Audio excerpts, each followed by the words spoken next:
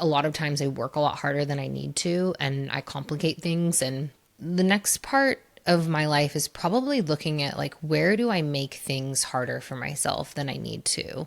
Like, where am I still almost addicted to struggle? That's where the next phase of my recovery is, of my life is. And just letting things be nice, letting things be calm, letting things be easy, letting things be lovely. Big fucking dreams. All right then. You got this. Hey, big fucking dreamers. So pumped to be here with you today for a bit of a personal episode today. So as I'm recording this, I'm recording it a few months or about a month ahead of time because we are going to LA to see my family and meet my baby niece. And then we're also going to Montana and Wyoming, going to Jackson Hole and Yellowstone for our honeymoon. So I'm getting a bit ahead in the recording, but as this releases, I will have just celebrated my 9-year sober. And that also corresponds. I got sober and quit drinking 2 days before my birthday, my 27th birthday.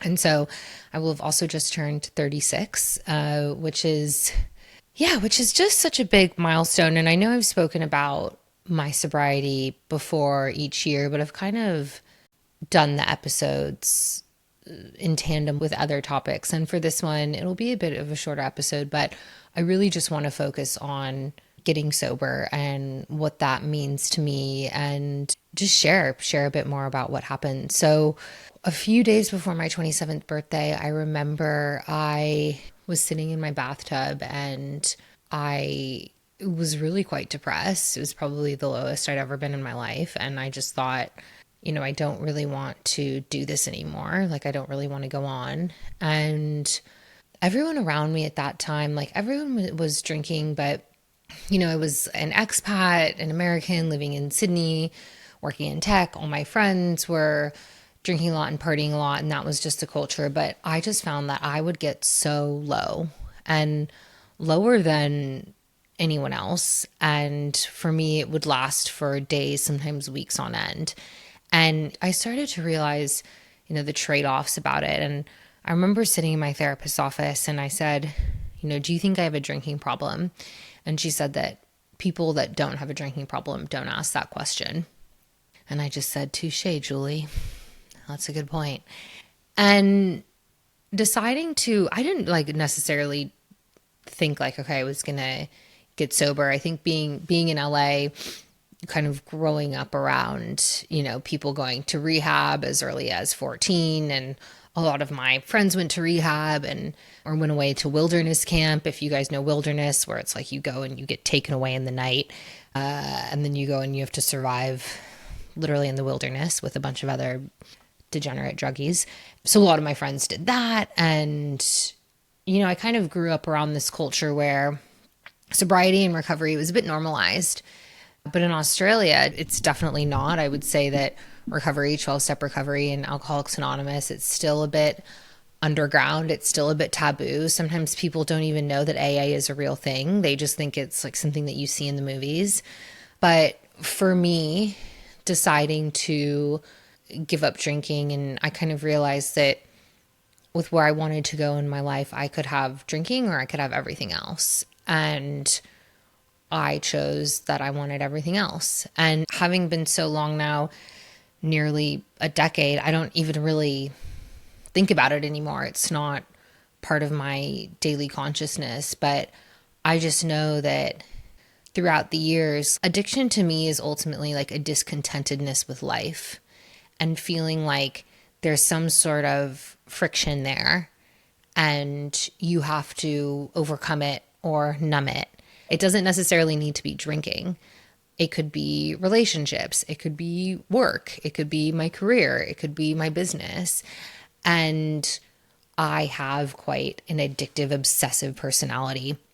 So I can get addicted to anything. I mean, I was just recently addicted to hockey romance books, which I've spoken about before, and like heated rivalry. And then I was like, okay, I actually have a problem. And I don't eat sugar, not because I don't want to eat sugar. I do want to eat sugar. But when I start eating sugar, then it's like 3 days later, I'm like 2 chocolate bars down and like hiding chocolate boxes in the trash. And it's just, Chris is like, how can you eat so much sugar? It's actually insane. So I know that for me, I just have a very addictive personality, and you combine that with substances and all bets are off. So getting sober, really giving up alcohol was like the first step in my recovery journey. And since then, a lot of other things have fallen away. Like a lot of that looks like destructive, painful relationships have fallen away. Like I said, sugar's fallen away, caffeine's fallen away. I mean, I basically am like a fucking monk, and I have to take really good care of myself and, live with a lot of intention. I meditate twice a day. I work out 4 times a week. I take 10,000 steps a day. It's not because necessarily I want to, but it's because I know what I require, what like this specimen and this vessel requires to keep me at an equilibrium. But so much of my life has been influenced by 12-step and has been influenced by recovery. And not a lot of people will know this, but I actually modeled my group program off of the 12-step modality and the AA modality, because I looked at so many modes of transformation and was really looking up what could be the biggest type of transformation someone could go through. And you take someone that has a drinking problem and you get them sober to be quite a useful, contributing, amazing member of society. That, to me, there's something in that. And when I looked at the different components, it was okay. When you are getting sober, you work with a sponsor. So that's almost like a coach. You have a community around you of like-minded people that all want to do the same thing, that all want to better themselves.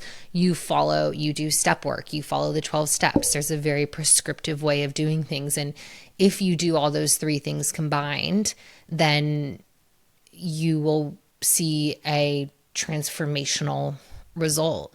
And so I looked at that model and I thought there's something here, and that's why I want to combine it. And that's what I created my group program to be, is how do you have all 3 of those methods?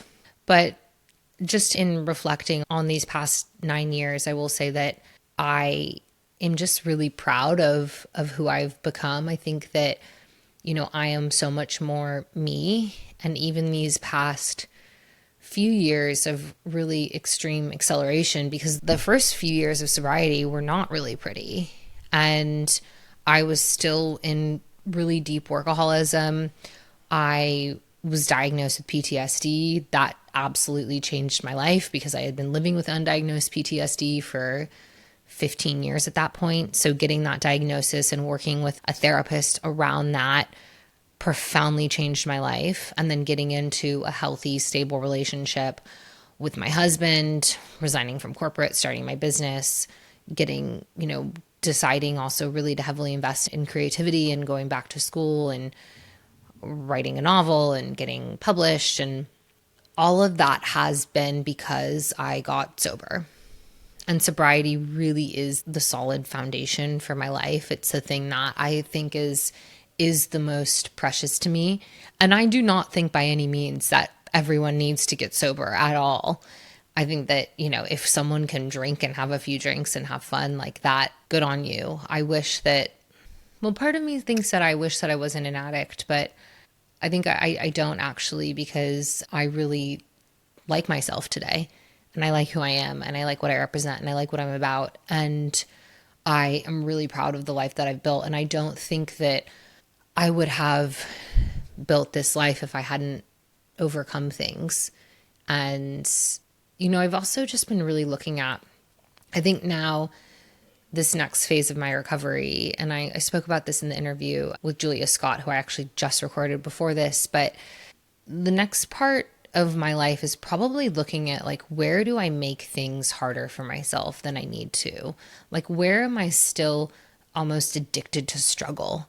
And I remember that when I was doing my master's, I was in a theory course and I had to read this short story and then talk about this theory of Judith Butler's theory of feminism and talk about how that theory interacted with this short story. But if I wanted, I could read another text, but really the assignment was about the short story.